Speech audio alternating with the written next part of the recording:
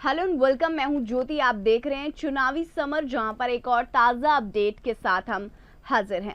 बिहार में मायावती चंद्रशेखर होंगे एकजुट। बिहार में भाजपा के चक्रव्यूह को तोड़ने के लिए चंद्रशेखर आजाद रावण और मायावती होंगे एकजुट। जी हां, जैसे कि हम जानते हैं कि बिहार में जल्द ही विधानसभा चुनाव होने वाले हैं, लेकिन विधानसभा चुनावों से पहले राज्य के दलित और पिछड़े समाज की पार्टियां महागठबंधन और एनडीए से दूर होती हुई नजर आ रही हैं।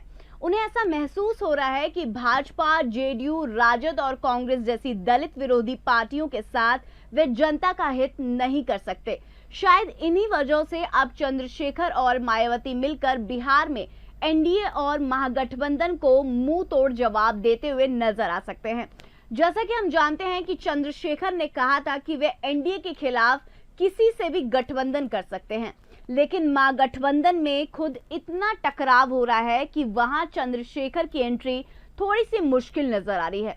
ऐसे में बहुत ही संभव है कि चंद्रशेखर और मायावती एकजुट होते हुए नजर आए, क्योंकि मायावती को भी एनडीए के खिलाफ किसी मजबूत सहयोगी की जरूरत है। दरअसल भाजपा चुनावों से पहले ऐसा चक्रव्यूह निर्माण कर रही है कि अगर उसे समय रहते तोड़ा नहीं गया तो फिर दलितों का शोषण होने से कोई नहीं रोक सकता। बता दें कि बिहार में एनडीए के नेता सीएम नीतीश कुमार हैं और उन्हीं की अगुवाई में एनडीए चुनाव लड़ेगा, और इस बात का ऐलान गृह मंत्री अमित शाह कई महीनों पहले ही कर चुके हैं। इसी बीच महागठबंधन से रिश्ता तोड़ जीतन राम मांझी भी एनडीए में शामिल हो चुके हैं।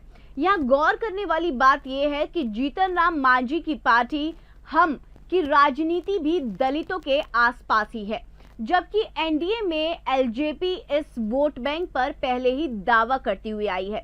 यानी कि लोजपा को डर है कि मांझी से पार्टी को नुकसान है। वैसे चिराग पासवान ज्यादा से ज्यादा सीटों की साझेदारी चाहते हैं, इसलिए वे एनडीए पर दबाव डालने की कोशिश कर रहे हैं। जबकि बीजेपी से जुड़े सूत्रों का ये कहना है कि पार्टी खुद ही चाहती है कि एलजेपी एनडीए से बाहर चुनाव लड़े, क्योंकि माना जा रहा है कि चिराग पासवान अपने प्रत्याशी बीजेपी के खिलाफ नहीं उतारेंगे, लेकिन जेडीयू के खिलाफ जरूर उतारेंगे।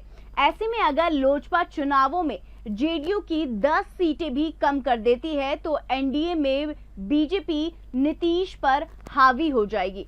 ऐसे में मायावती और चंद्रशेखर मिलकर भाजपा की इस चाल की पोल खोलने की तैयारी में है। वे जनता को ये बताएंगे कि कैसे भाजपा बिहार में जनता का शोषण करने के लिए अपने ही सहयोगी दलों का गलत इस्तेमाल कर रही है।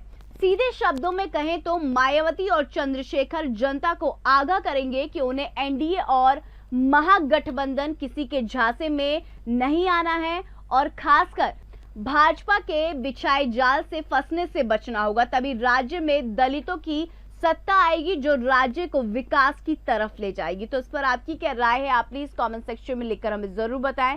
Thank you so much. Keep watching today's for more news.